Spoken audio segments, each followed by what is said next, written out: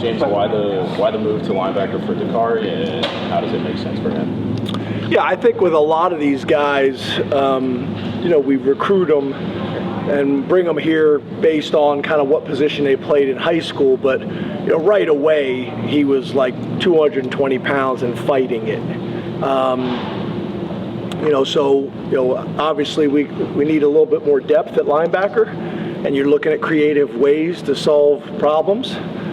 We had a conversation with him. He was open to it, and it's really been good for him and us. He's playing physical right now, showing up a lot in practice, making plays. I think he's excited about it. I get it. He's never done it before. You're kind of unsure, but I think his genetics were kind of telling him. And then an opportunity presented itself, and he's moved there. And so far, so good. It's done some really nice things. James, we heard a little bit about him last week, but what's your confidence level right now in Trey Wallace being that number one guy? Yeah, I think Trey and Liam have had really, really good camps. I think there's a lot of excitement within our program, and I think they've earned a lot of respect. They've really worked their tails off since the end of last season, mentally, physically, and have been very consistent. They've always shown flashes at times, but this camp they've been really, really consistent. So we have a ton of confidence in them. I think they're going to have big years for us. There's other guys as well that have had good camps, but those two guys definitely, I think, have been very, very consistent in terms of making plays, in terms of their assignments, in terms of their responsibility. I think Omari and Julian Fleming have been really good as well, but I think those two have really, really done a nice job. James, you're less than 2 weeks out from the opener. What kind of progress do you think you've made during camp? Are you where you kind of hoped you would be, and are there a couple areas where maybe you aren't where you hoped you would be? Yeah, I think so. I mean, as you know, there comes a point where you just need to play somebody. It's hard to really determine. You see good things on tape. You have some concerns, some areas that you need to work on, but you're going against the same people every single day. So it's hard to really judge until you play somebody else. But in terms of where we're at, and in terms of improvement, I'm comfortable with where we're at. I think there's some areas that we've taken some significant steps in. I think it's much more competitive right now between the offense and the defense. And I think all three coordinators have done a phenomenal job as well as some of the new players. So I think we're in a good place. I don't know if there's kind of an area that I would say right now that is overly concerning. It's more hard to determine until you play somebody else. It's hard to totally evaluate your roster until you've played somebody else. James, last week we had a couple questions for you about those running backs battling for that third spot. Looked like they were back involved today at practice. Can you shed some light on how camp's been for Cam Wallace and for Quinn Martin, respectively? Yeah, and I think Corey's worked his way into that discussion. I think Corey's done some really good things. I would say Cam Wallace right now is probably in the lead. But I think it's a battle between all three of them, and I think both Quentin and Corey will play this year. We'll see how this whole thing plays out, but I'd say, if we were playing tomorrow, Cam Wallace would probably be our third back. Coach, from last year to this year, what level of improvement have you seen in Tony Rojas? Yeah, I mean, you guys have seen just physically the transformation he's made. He's so much bigger and stronger. It's year 2. He's got a ton more of experience, so he's confident. It was interesting. I had my first year meeting that I have once a week with these guys to check in with them, and I had some guys like Tony come and talk to him. What do you know now that you wish you knew a year ago? And I just think he's very comfortable. He's very confident in the defensive scheme and his responsibilities in his role.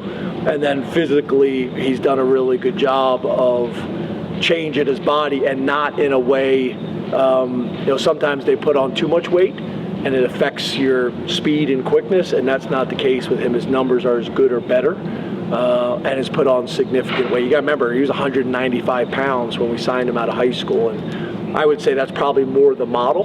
A lot of times these high school linebackers, or really any position, they think they have to be bigger than what they really need to be.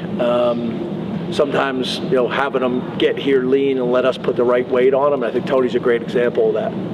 Mentioned a couple guys moving around.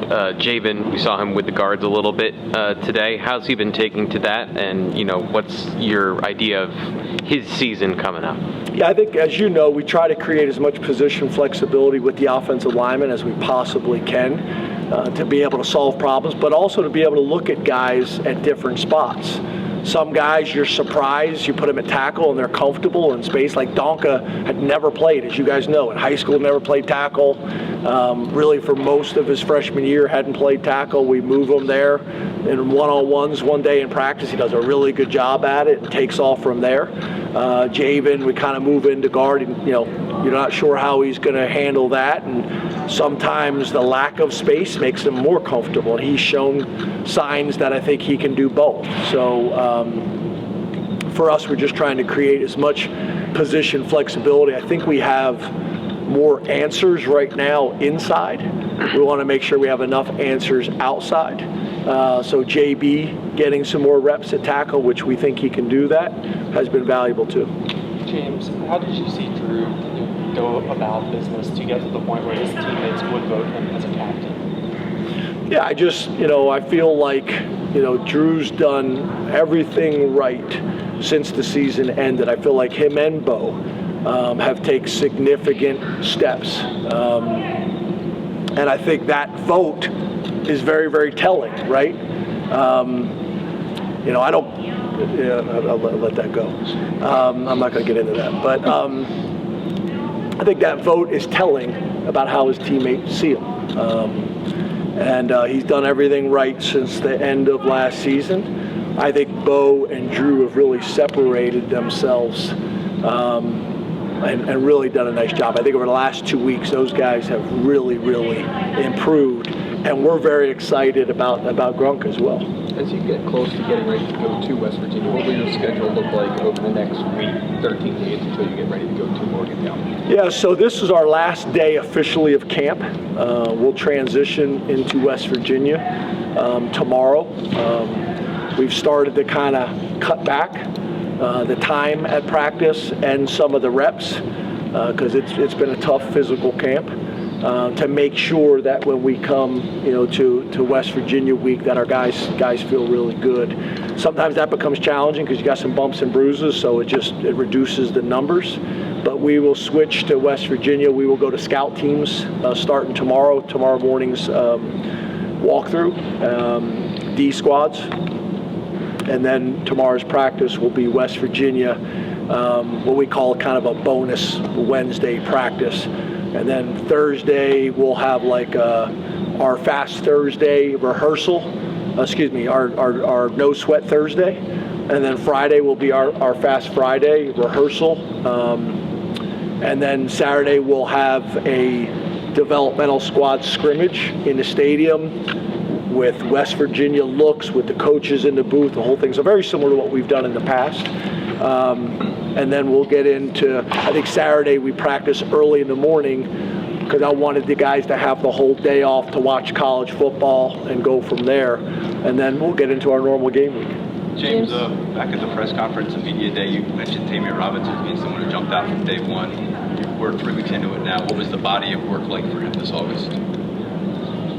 Really good. He got sick for a couple days and missed a couple days of practice. Lost a few pounds.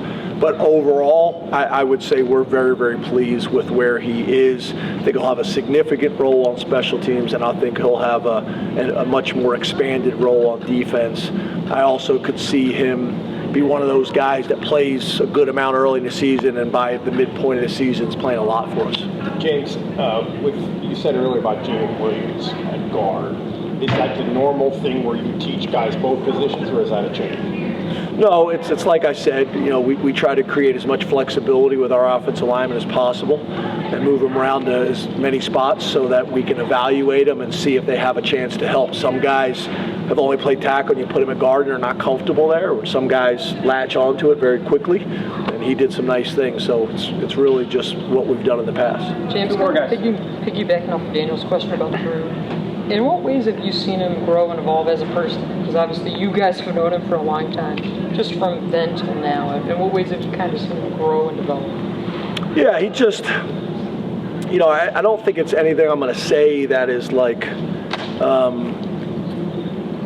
dramatic.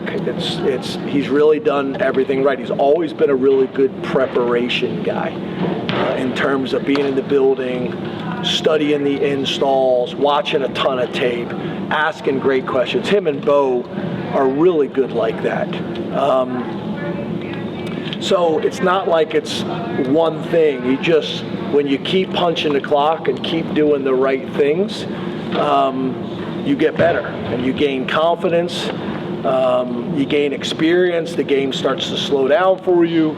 And I think it's all of that. I think it's his work in the offseason. He's changed his body. He's lost about 10 pounds. I think he's running better, moving better. So it's just kind of like total development in every area. He's just gotten a little bit better because the way he works, the way he prepares, and the way he trains. And was voted by his peers as well as all the coaches and the staff as a captain because of how we all see he handles his business. Total respect within our program. James, have you made decisions on green lights yet? And does the opener at a non-conference allow you to carry more kids and maybe go deeper with some of the yellows? Yeah, so as you guys know, the non-conference travel's 80, so that helps. We did have some conversations yesterday, but we're not done with them, so I'll let you guys know as soon as we've talked to all the guys about where they're at. There's still some conversations that have to happen tonight, tomorrow morning, but I think being at 80 will help, and then we're also talking about taking a bus the morning of to let all those guys, it's a close enough game to allow the whole roster to travel, which would be great because as you can imagine, it's going to be our 250 versus their 70,000 or whatever the number may be. So I think that'll be good. But I think for the most part, the conversations between the players and their position coaches, they had a pretty good idea where they were. I do think it's changed, right? The 4 games changes things. When you're talking about possibility of playing 9 games this year and still redshirt, I mean, that's dramatic. So if you can be strategic, like I'll give you a perfect example. You use Quentin and Corey really as like one person, right? You play one guy in one game, you play another guy in another game, and you kind of spread that out throughout the season. Those guys are able to play in 4 games each and then all of the postseason and save their eligibility. I think some of them would like to say I'm a green light from an ego standpoint, but until we're forced to make that decision, why not maximize the 4 games? And then once the decision's been forced, by a bump or a bruise or a helmet breaks and somebody's got to go in, let's be strategic as we possibly can. I know Jordan Hill visited with the first-year guys the other day, and one of the things he talked about is, he ended up playing as a true freshman. At first was on the D squad, kept doing a great job on the D squad. They moved him up, and then he talked about, his senior year where he got drafted and where he would have got drafted if he would have redshirted and came back for his, redshirt senior year. Probably would have got drafted at least a round higher. So just taking all these things into consideration, where are they going to be most valuable for Penn State in their careers, and where are they going to be most valuable for themselves as well.